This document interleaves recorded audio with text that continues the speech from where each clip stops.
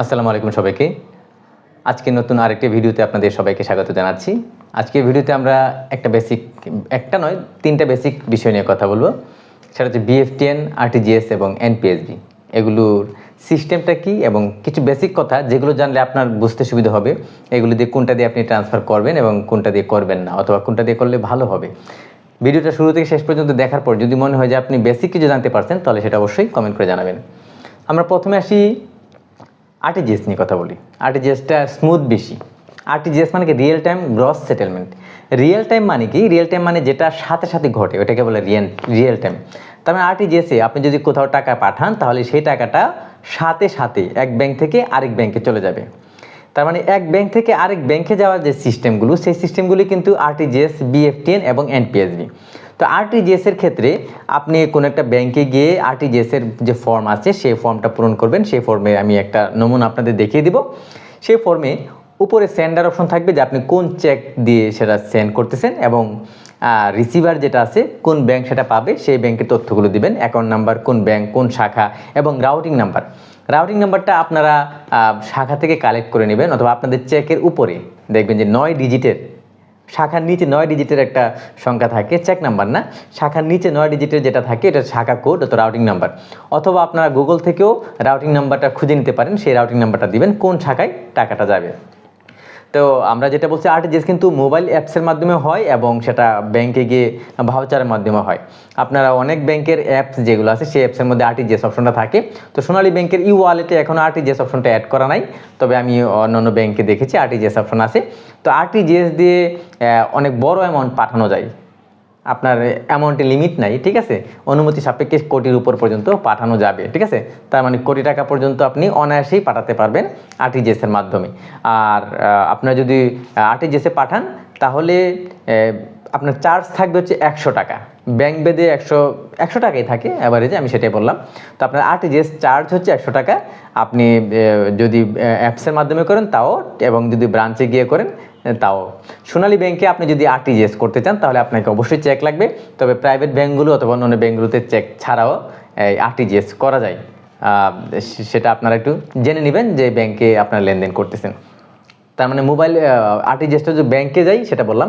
আর যদি আপনি মোবাইল অ্যাপসের মাধ্যমে করেন তাহলে তো আর চেক লাগতেছে না।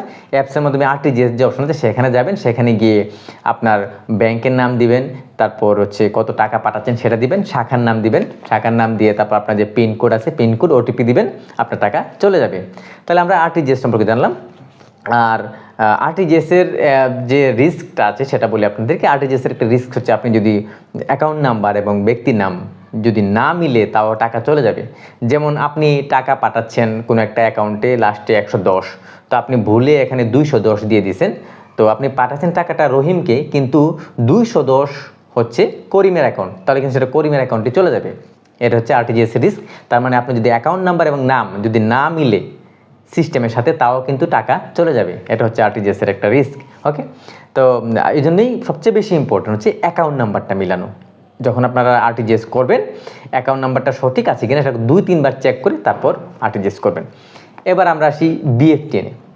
তো আরটিজিএসের চার্জের কথা বললাম, বিএফটিএনে কোনো চার্জ লাগবে না। বিএফটিএন আপনি ব্রাঞ্চে গিয়ে করতে পারবেন, আর অ্যাপসের মাধ্যমে করতে পারবেন। আরটিজিএসের একটা লিমিটের কথা বলি না, আরটিজিএসের লিমিট হচ্ছে ন্যূনতম 1 লক্ষ টাকা। 1 লক্ষ টাকার নিচে আপনি আরটিজিএস করতে পারবেন না। কিন্তু বিএফটিএন আপনি যে কোনো অ্যামাউন্ট করতে পারবেন, কয়েকশো টাকা থেকে কোটি টাকা পর্যন্ত আপনি বিএফটিএন করতে পারবেন, এবং বিএফটিএন করতে কোনো চার্জ প্রযোজ্য নয়। তো বিএফটিএন আরটিজিএসের সময়ের পার্থক্য যেটা সেটা বলি। আরটিজিএস সাথে সাথে হয়, কিন্তু বিএফটিএন সাথে সাথে হবে না। বিএফটিএন মূলত 4টা সেটেলমেন্টের মাধ্যমে হয়ে থাকে, ফার্স্ট, সেকেন্ড, থার্ড এবং ফোর্থ।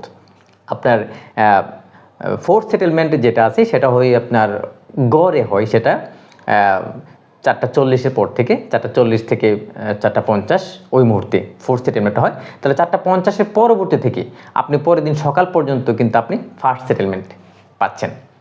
আর পরের দিন সকাল মানে ব্যাংক আওয়ার যেটা শুরু হয় সেখান থেকে তো ফার্স্ট সেটেলমেন্ট হয়।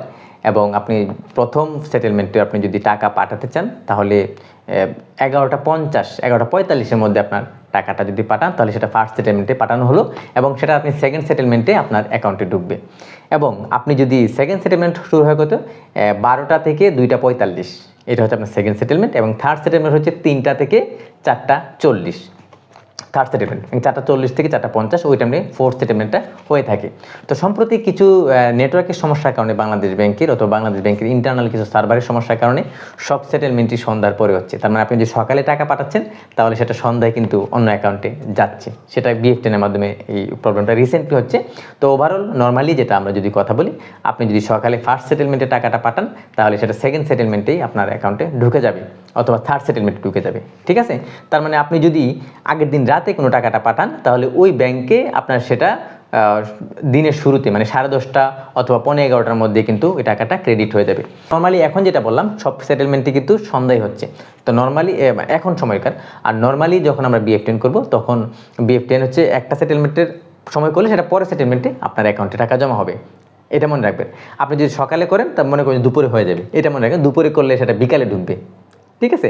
আবার যদি বিকালের দিকে করেন তাহলে পরের দিন সকালে ঢুকবে।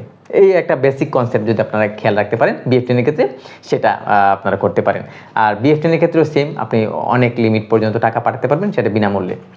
তো BF10 এর ভালো দিক হচ্ছে BF10 এ আপনার যদি অ্যাকাউন্টের নাম এবং অ্যাকাউন্ট নাম্বার না মিলে তাহলে BF10 সেটা অ্যাকসেপ্ট করবে না, ঠিক আছে। তো BF10 অ্যাকসেপ্ট করার জন্য সেটা ন্যূনতম 60 থেকে 70% অ্যাকাউন্ট নাম এবং অ্যাকাউন্ট নেম এবং অ্যাকাউন্ট নাম্বার মিলতে হবে। এটা যদি না মিলে তাহলে BF10 কিন্তু সেটা আটকে দেবে, ঠিক আছে।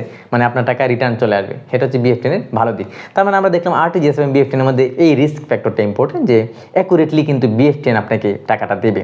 তো আমি আপনাদের সাজেস্ট করব যদি তাড়াহুড়ো না থাকে আপনারা BF10 এ টাকা পাঠান। আবার BF10 চার্জ ফ্রি, 100 টাকা যেখানে RTGS লাগতেছে সেটা BF10 চার্জ ফ্রি।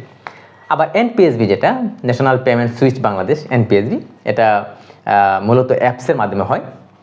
NPSB সেই অ্যাপস সিস্টেমের মাধ্যমে যে মানে ব্যাংকিং যে অ্যাপ আছে সেই অ্যাপের মাধ্যমে NPSB যদি আপনি করেন তাহলে আপনার চার্জ কাটবে 10 টাকা। NPSBটা হচ্ছে সাথে সাথে টাকা আপনার ওই অন্য অ্যাকাউন্টে চলে যাবে। তো RTGS আর NPSBর মধ্যে পার্থক্য যদি বলে, দুইটা কিন্তু ইনস্ট্যান্ট যাচ্ছে। তো RTGS কিন্তু মোবাইল অ্যাপসের মাধ্যমে হচ্ছে, ব্রাঞ্চের মাধ্যমে হচ্ছে, কিন্তু NPSB কিন্তু আপনার মোবাইল অ্যাপসের মাধ্যমে হচ্ছে, একটা বিষয়।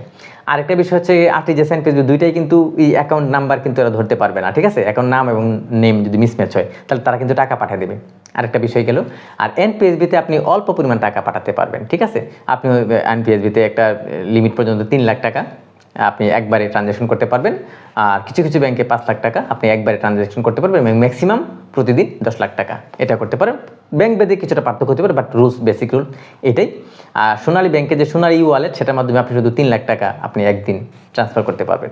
তো আপনি যদি এক ব্যাংক থেকে অন্য ব্যাংকে টাকা পাঠাতে চান তাহলে 3 লাখ টাকা আপনি NPSB করতে পারেন আর 3 লাখ টাকা আপনি BF10 করতে পারেন যদি সোনালী ব্যাংকের মাধ্যমে করেন।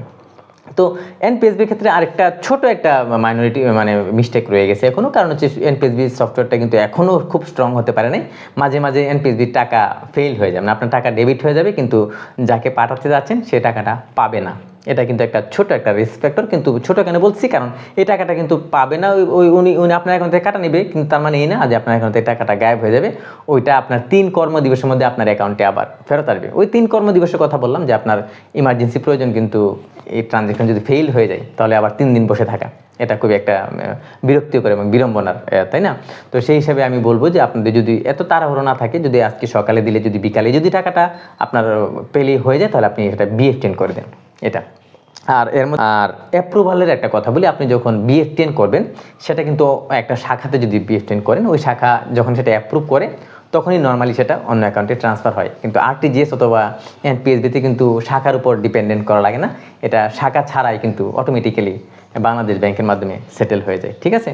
তো BF10-এ অনেকগুলো অটো সেটেল হয়, অ্যাকাউন্ট নাম্বার এবং নাম মিলে গেছে সিস্টেমের সাথে তাহলে অটো সেটেল করে দেবে।